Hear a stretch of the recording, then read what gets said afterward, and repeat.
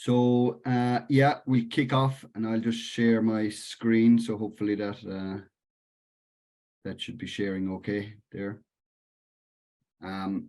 So welcome to this. This is the first in of 3 webinars focused on the BLAST project. So the BLAST project, the full title is Fostering Youth Social Inclusion Through Blockchain for Sustainability. I'll just go through what the layout for today's webinar is. So I'll give a quick introduction to what the BLAST project is. Then we'll have a ISQ and a Rita from ISQ in Portugal will talk on climate change and the lessons learned from the pilots. Then Sarah from FIP, Future in Perspective in Ireland here, we'll talk on biodiversity loss and lessons learned from the pilot also there. Then I'll give a brief bit on the possible blockchain applications that can be used on climate change and biodiversity loss. And then we'll go through any questions that people have. So people can just use the chat, and during the course of the webinar can add questions there that they would like answered or discussed. And then we'll close. So just what the BLAST project is, it's an Erasmus Plus project aimed at developing a non-formal learning program to enhance youth engagement in sustainability issues. So there's 5 partners, each of them there from Ireland, Portugal, Netherlands, and Turkey. And I suppose one thing that's become clear from the project is that different countries have different challenges. We were out, this picture was when we were out in Istanbul, and particularly with natural disasters, they have different natural disasters depending on what region you're from. In Ireland, we don't have earthquakes, but we have lots of flooding, and that would be different for the different areas. So the BLAST project split down 6 key topics. Sorry, so they're listed: climate change, biodiversity loss, which we'll be covering in this webinar. Then natural disasters and air pollution on the next one, and then ocean health and water scarcity in the final webinar series. So just what has been done in the BLAST so far. The BLAST curriculum has been developed, and then a methodology for the non-formal education methods for teaching on these topics. Then a learning program, and particularly spent a lot of time on the video content. So 6 videos have been developed on each of those key topics, and which on the actual topic, and then on possible uses of blockchain afterwards. And then there was the pilots were run in Ireland, Portugal, and Turkey. These are 2 images from the Turkish pilots. So that's it. And the target audience for the BLAST program is about 15 to 22-year-olds. So I suppose just a very quick overview. The 2 presenters, Anarita and Sarah, will cover climate and biodiversity loss in more detail. But just from the big picture, this is the atmospheric carbon dioxide currently in. Sorry, I'm just trying to move that. So we can see that.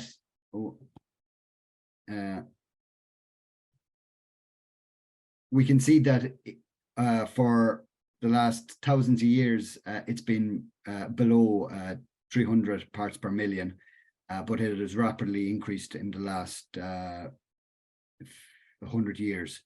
and it keeps rising. So it's at around 420 parts per million currently.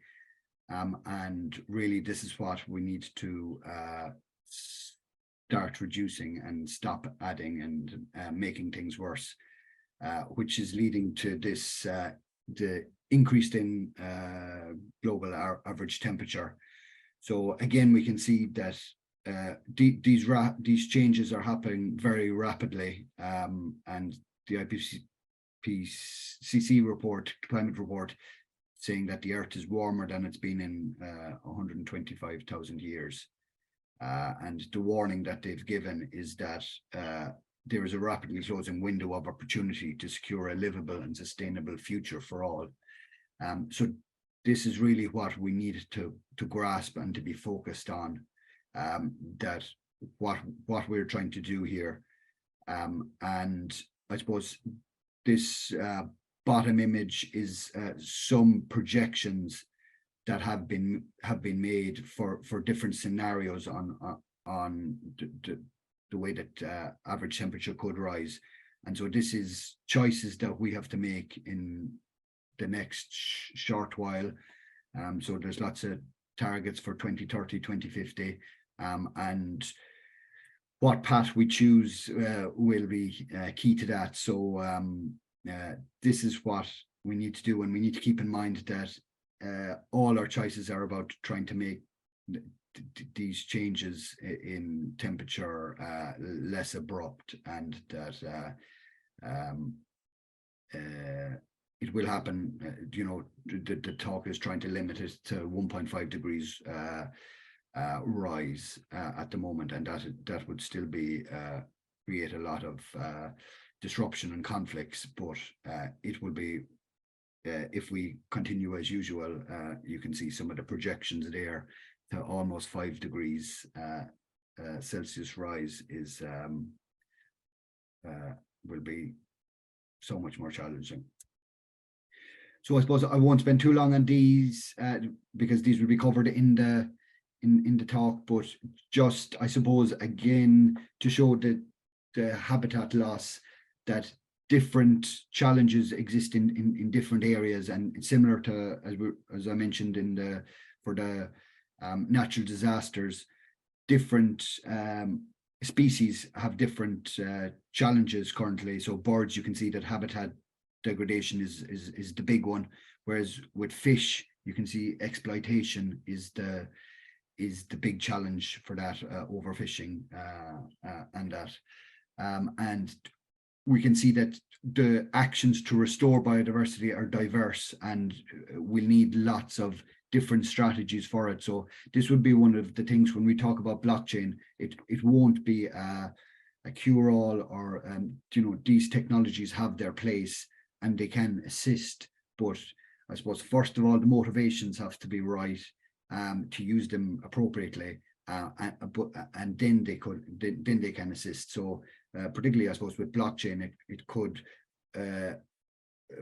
help with sustainable production, with cutting pollution, and that, and tracking kind of consumption, more responsible consumption, and that.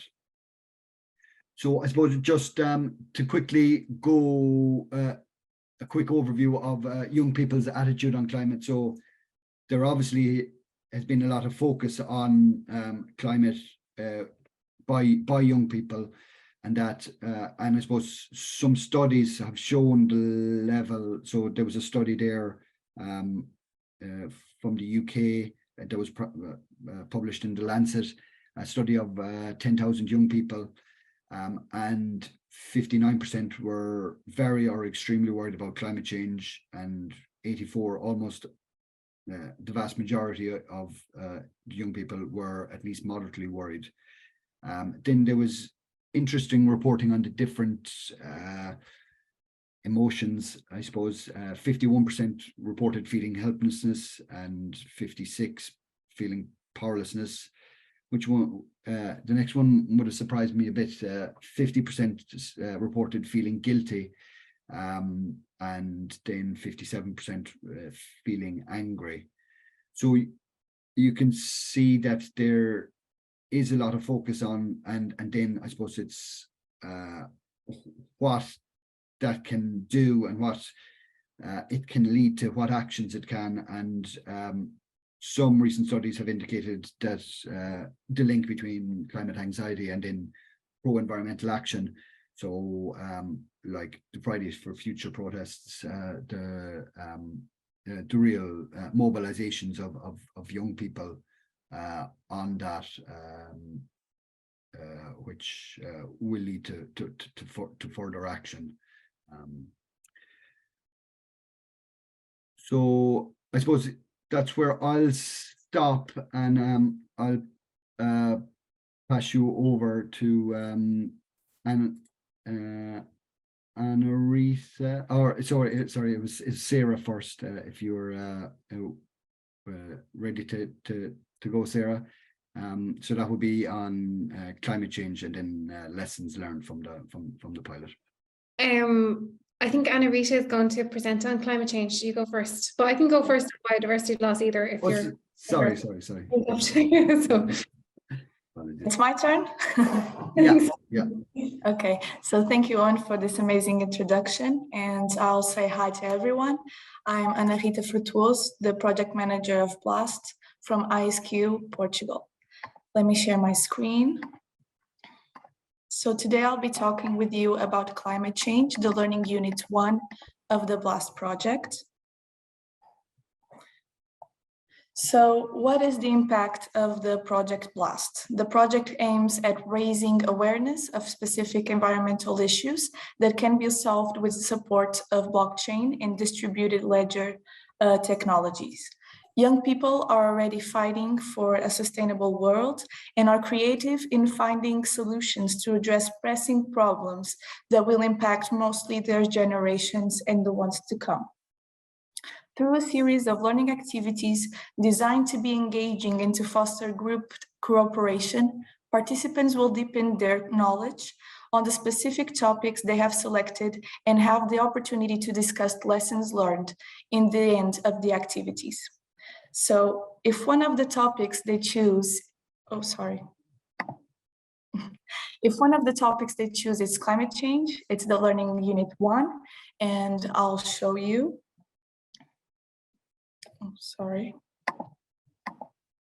Okay, so what is climate change? United Nations describes climate change as the long-term changes in temperature shifts and weather patterns.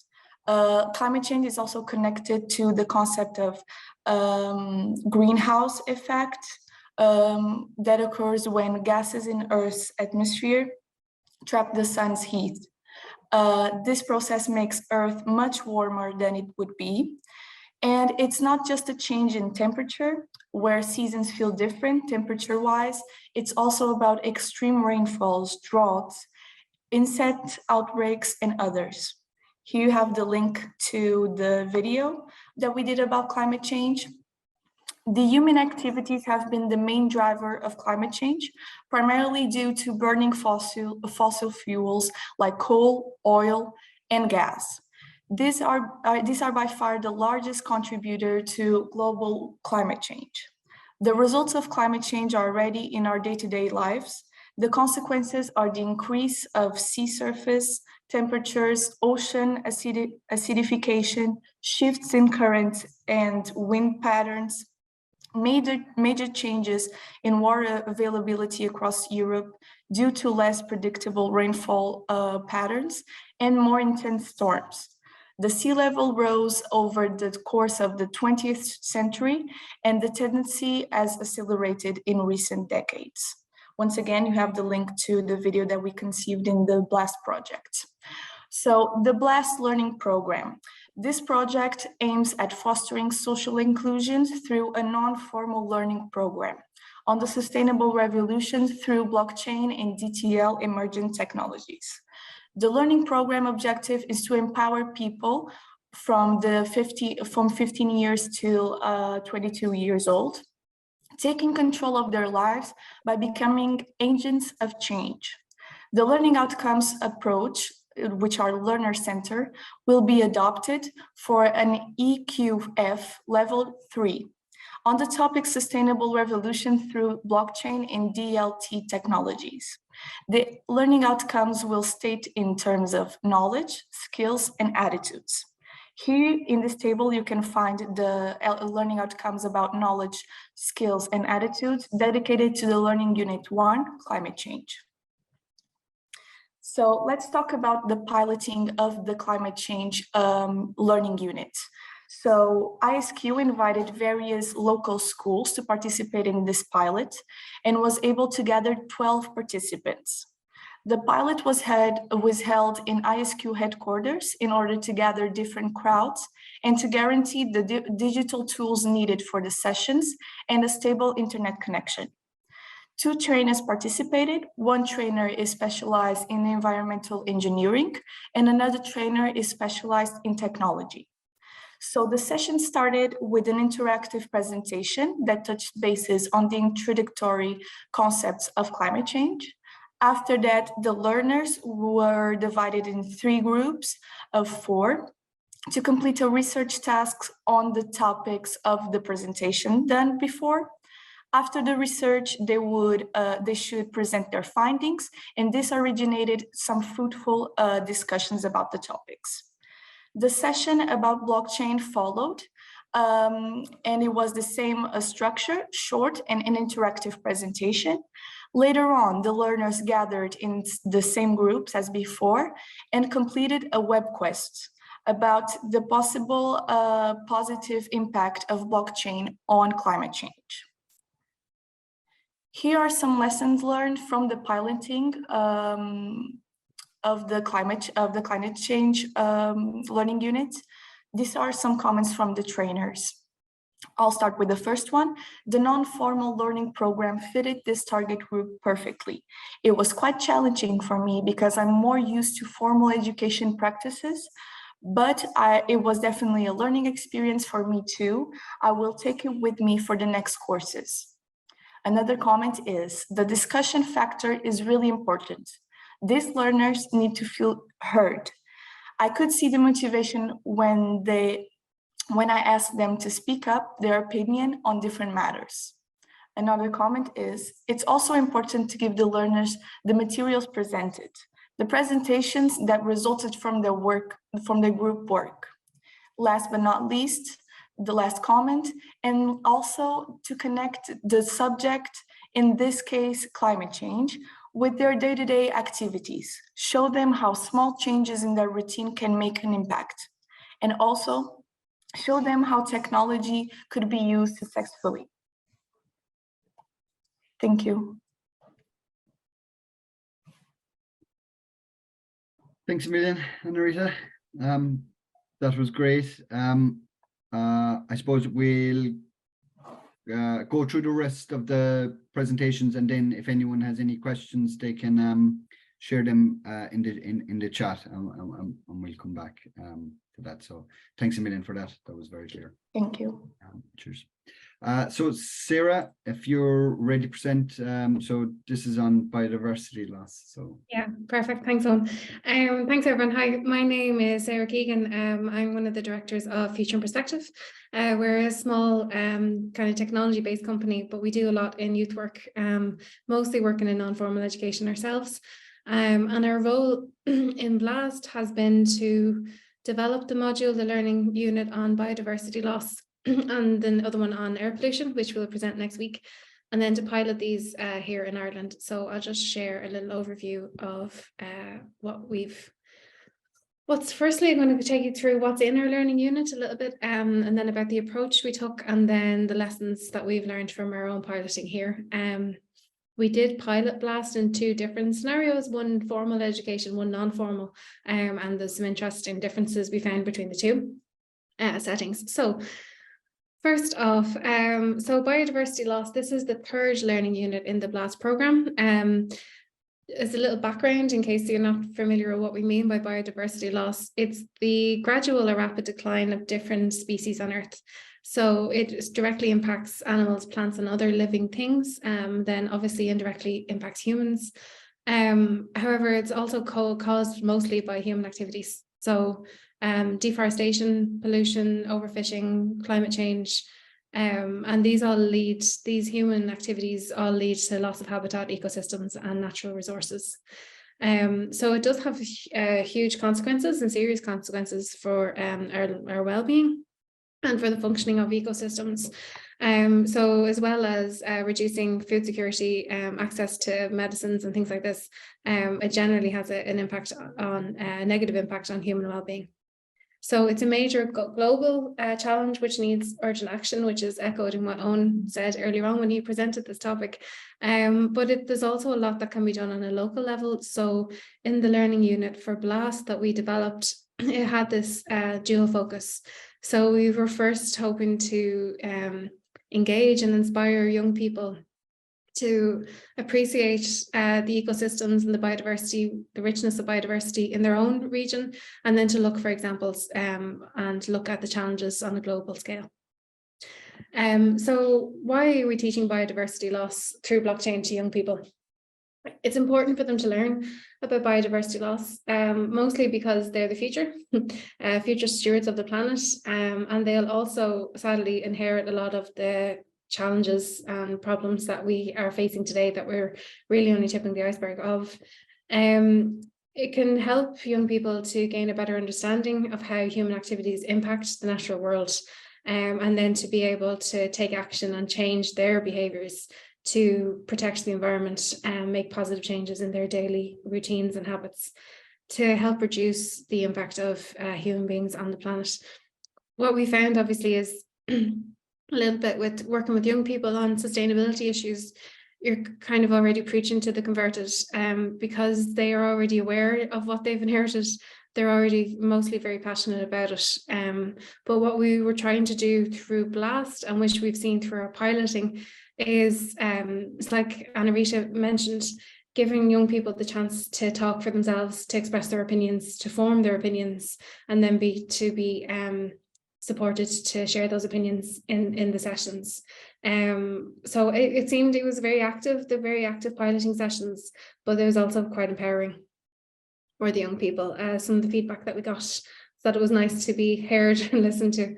The learning unit itself is the third learning unit in the BLAST training program, as you saw earlier on. So we follow natural disasters, climate changes, learning unit 1, and natural disasters is learning unit 2.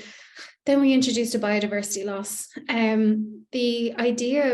The aim, I guess, of this learning unit is to support young people to gain a better understanding of what biodiversity loss is, then to also introduce the different drivers, causes, and impacts of biodiversity loss.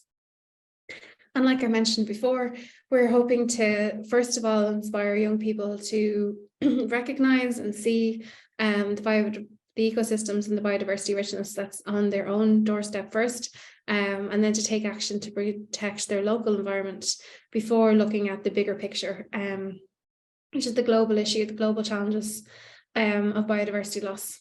So we're starting local. A lot when you work with young people today around sustainability issue, you come up against the topic of climate anxiety and this feeling of kind of helplessness. So rather than presenting the big picture first, we have structured it in such a way that young people explore what they can do on a local level first.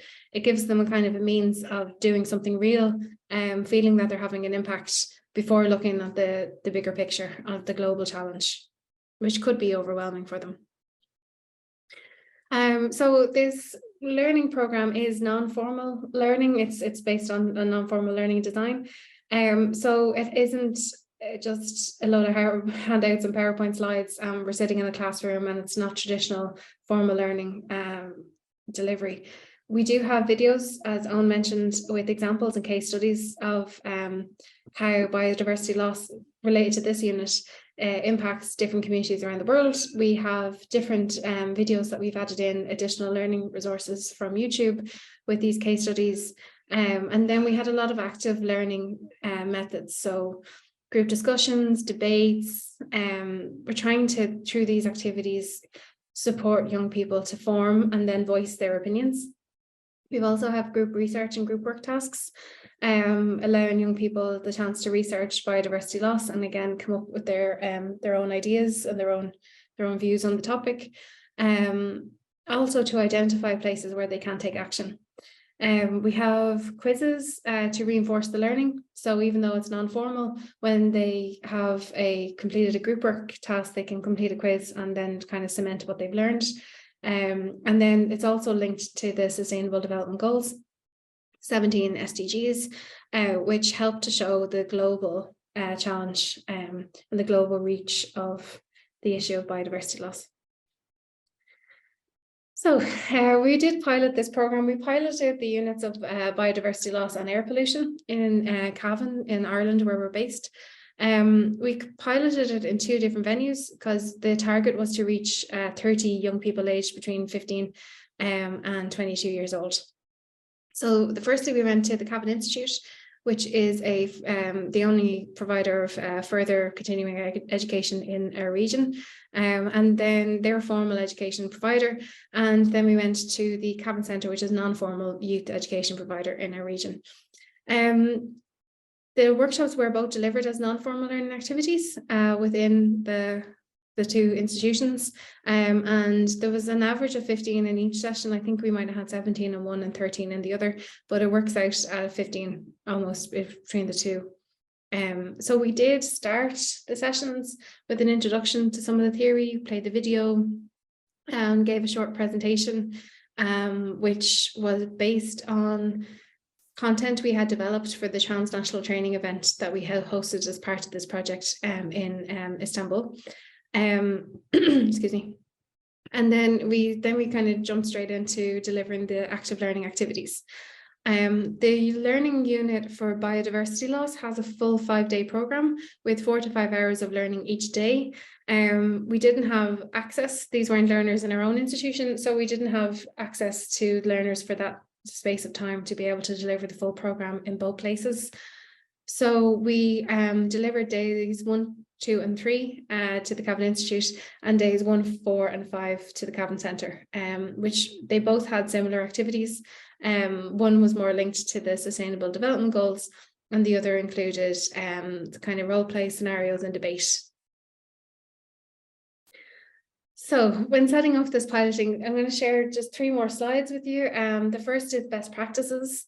This and the next slide show when on reflecting on our piloting, these are the things that we did right, if you like, that the trainers from FIP who delivered this training, these said that these were the best things that we did in our approach to the training. And the last slide then shows the lessons learned. So if we were doing it again, how we'd change it a little bit around. So first for the best practices, what we found, like I mentioned before, young people are already committed to learning about sustainability. So engaging them in group work and debate was really effective in supporting them to feel empowered to refine their ideas, to make their own arguments, and then to actually take the step of voicing their concerns and their ideas about biodiversity loss. One thing that was effective was our trainers introduced the topic, but were wary of becoming preachy, a little bit sounding like they were preaching to people about sustainability and biodiversity loss. So they appointed peer tutors to run informal learning activities. So they, for example, for like a role play scenario, they selected one of the young people and they were in charge of setting up and managing the role play activity. And they found that this kind of gave a good sense of ownership to the young people over the session. Obviously, we have this multimodal, mixed modal approach through non-formal learning. As mentioned before, we have videos, we have discussions, debates, role plays, active learning activities.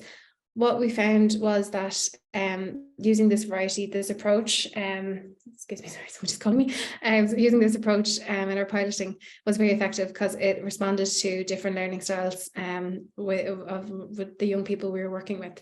So especially the videos, the debate and discussion, and then the group research and presentation activities were very effective.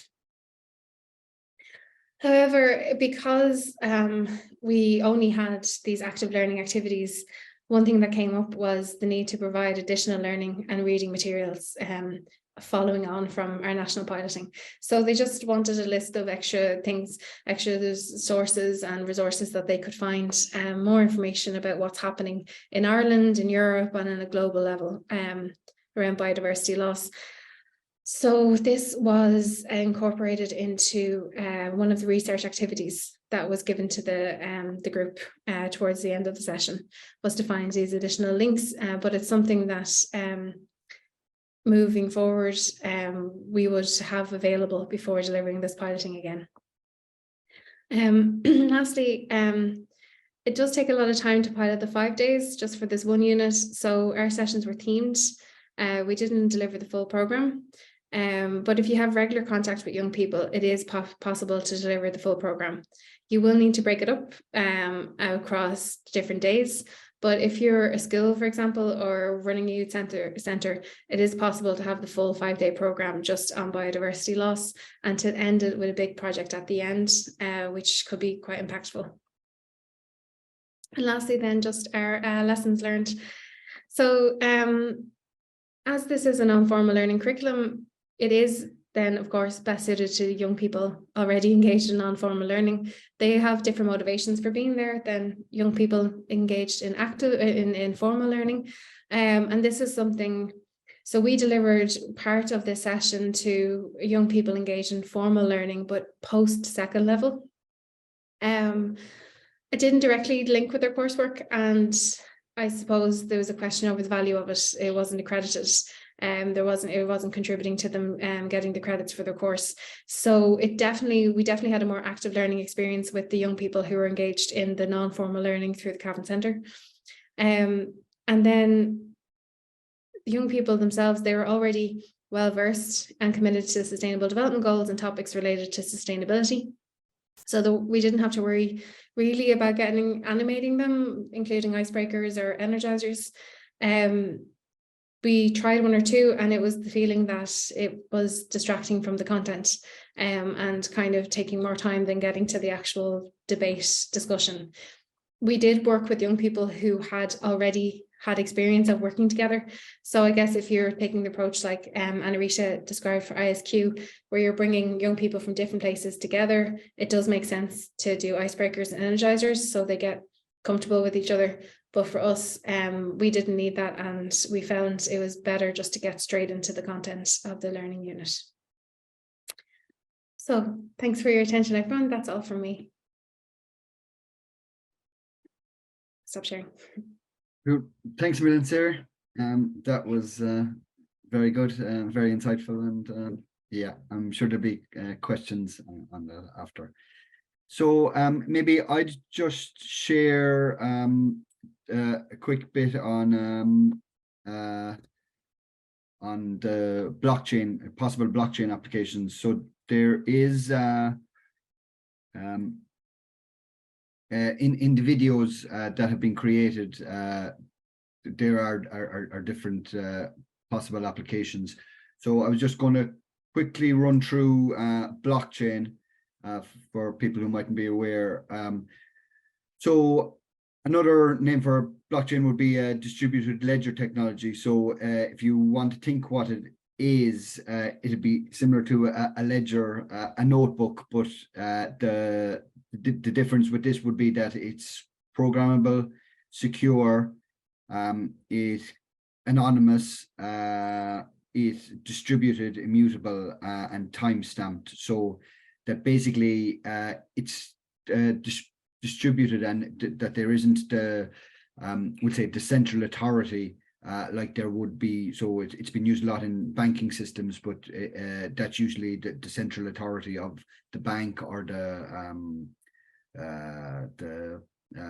financial system, the state financial system behind it, whereas the distributed technology would be distributed and decentralized. So these would be so that it's decentralized, that the power is not held with a single entity, that it can be peer-to-peer, and that it's just distributed. So this would be one of the selling points and the the uses of it for sustainability, that it is decentralized, and that it doesn't have a centralized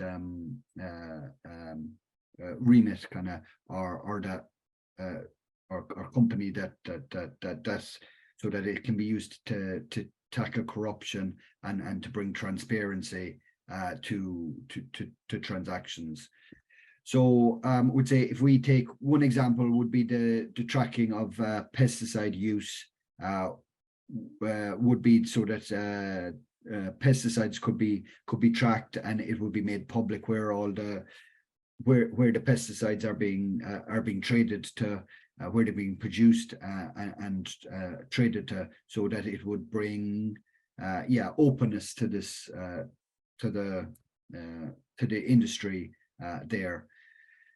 Similar, so that like EU countries have approved a lot of pesticides and are exporting them to other countries, even though they're banned in the EU.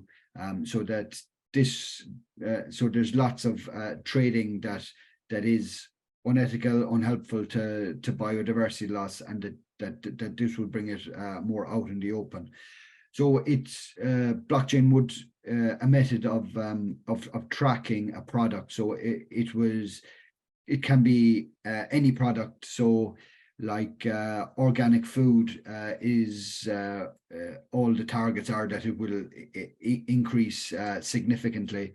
But to prove that the banana that you're getting from halfway across the world is actually organic, that it was produced with organic principles, and that that's a big challenge. But blockchain is a solution that could be harnessed effectively to do that, to prove it, to prove where it came from, the country it came from, and that it could be tracked easily. Because obviously, as the price goes up, as it gets a bigger market, organic produce or sustainably produced produce, then it does open up the market for fraud a lot more.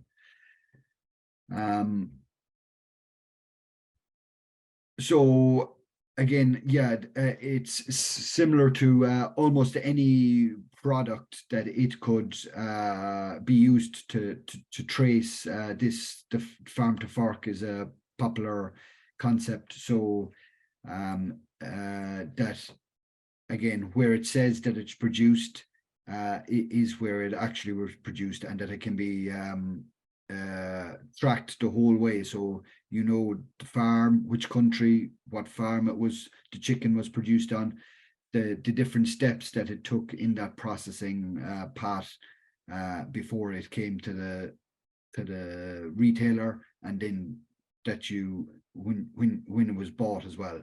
And it would also like that the food hasn't been just sitting there unused for a long time. So both sustainability, transparency, and better food being produced, and would hopefully reduce the length of the food chain as well, making it more sustainable.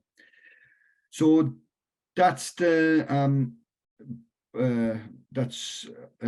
aspects of blockchain, a brief introduction. So I'll just quickly run through the future blast events. So that would be that the next one is on natural disasters and air pollution, ocean health, and water scarcity is on the 16th of May. And then we have the Tyndall Closing Conference on the 27th. I'll come back to those anyway. So I'm just wondering, does anyone have any questions for the presenters? And if so, you can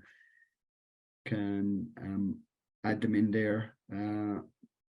I suppose maybe I'd have a question for Sarah. Just like you mentioned that one was a non-formal setting and the other was a formal setting, and would you have any your ideas on which is more effective for this kind of type of teaching kind of?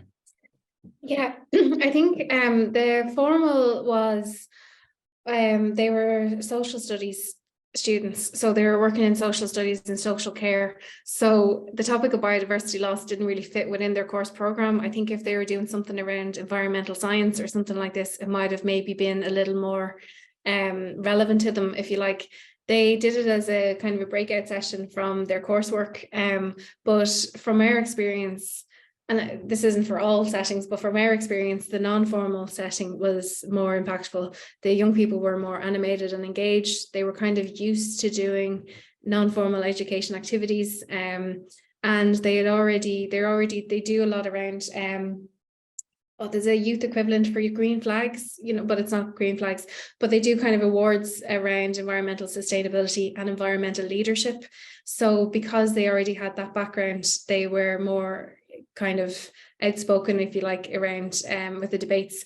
Whereas for the informal students that we worked with, it was a new enough topic to them, so it took them a little while longer to get to that kind of level of comfort with the sessions.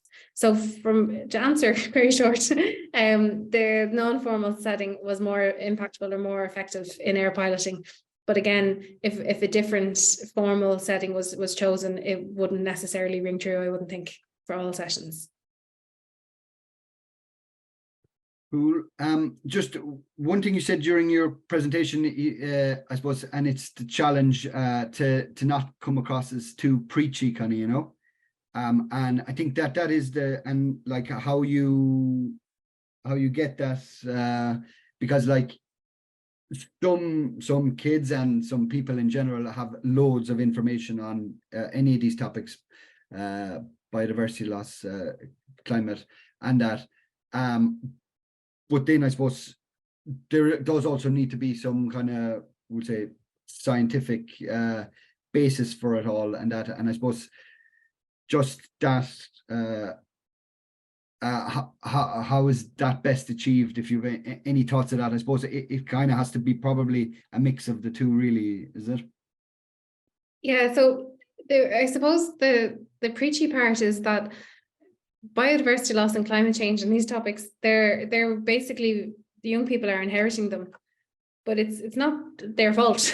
You know what I mean? This is a problem that has been created, and definitely the speed and the acceleration of it, you've seen in your presentation, how it's become a problem in the last 100 years. So we can't lay the blame, but we are basically asking these young people to be the ones who fix it. So there was a bit of kind of taking that approach with telling them a little bit about it, but then we appointed these peer tutors to facilitate the sessions, so that our trainers basically took a back seat and kind of just observed, but it was very much the ownership of the young people, and that was how they got around it.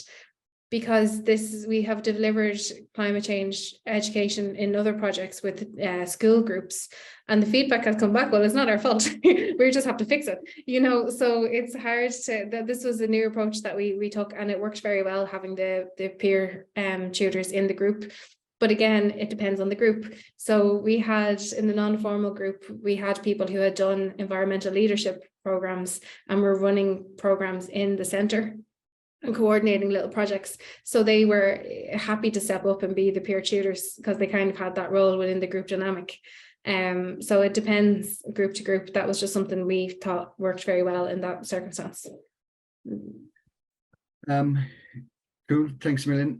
Yeah, that was like, when I was reading that study on the attitudes of young people, one that came out to me was the 50% that felt guilty, and then it was something similar again, that 45% felt ashamed, kind of, and I don't fully understand how that comes about, except that maybe that we're all felt to feel that we're not the perfect environmental, would say, guardians, and that what we're doing is has that destructive. But I also think that that's very that's taking the blame for very structural reasons onto the individual, even if they're only 15, 16 years old, which I did find surprising, that it was that high kind of that there was, because then there was also a lot of anger beside it, which surely was directed at other groups.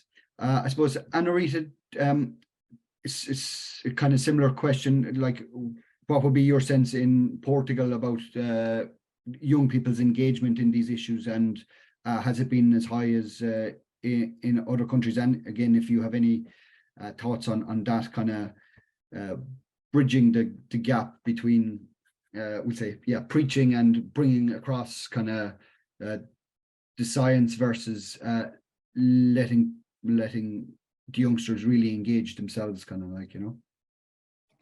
Okay, so as I told you, we gathered students from local schools, and before we organized the pilot, it was important for me and for the trainers to kind of do a background check on what they learn in school, because it changes, the system changes, and the content that they learn changes a lot. And what we discovered is that the Portuguese education actually does a really good job at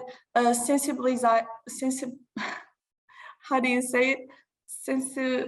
Sensitizing, kind of. Yes, the students on this problem. So before we actually started any of the sessions, we did an ice-breaking activity, and we made sure that we knew what the students already know about the topics. And they knew a lot, and they were very aware of what they could do and what they haven't done and what they could change. And that guilty feeling, we also felt that. And with students of like 16, 17-year-olds, they were feeling that guilt, and they were like, I know I do this wrong, and how can I make it better? How can I change this? And I think the course was really important for them, but they already had that background from school, which is actually something really good. And I had no idea of that, so. And when you're talking about that guilt, is it that they feel they don't recycle properly and they don't do things properly, is it? Yes, and their daily basis, their routines. Sometimes, you know, they're walking around from school to their house and they drop plastic on the floor just because. And sometimes they'll feel guilty about it, and they're like, there's nothing I can do, but I did that, and now I feel guilty about it, and I won't do it again, and that's it. It's just small routine things. A lot of them actually don't recycle at home. That's also something that we were able to recognize, and they also recognize that. And a lot of them after the course said that they will try to talk to their parents and start recycling at home. Okay. Cool. Yeah, I think we see the same, I suppose, attitudes in lots of the countries, kind of like, you know, so I suppose it's... Yes, and also the education system in Portugal is really formal. And approaching the recycling, the climate change, the water scarcity, which is actually another learning unit that we piloted, approaching that with a non-formal methodology also helped a lot. There's a lot of things that they learned in the different approach, and maybe it touched them in a different way. I hope so, and I felt so. Okay, thanks a million. That was very interesting. So I think we're kind of coming to the close of the session now. So just to kind of reiterate, I'll just share the screen again, that the next two webinar sessions, and then the closing conference, which will be on the 27th of June in Cork. If anyone wants to, for more details, can contact me or DIERC there. So I think that's us for today anyway. So people can tune in again this time next week again for the next session on this. So just to say again, thanks a million to Sarah and Anna-Rita for their great presentations. Thanks, Owen, as well. Thank you. Thanks, everyone. Thank you. Thank you. And see you later. Bye-bye.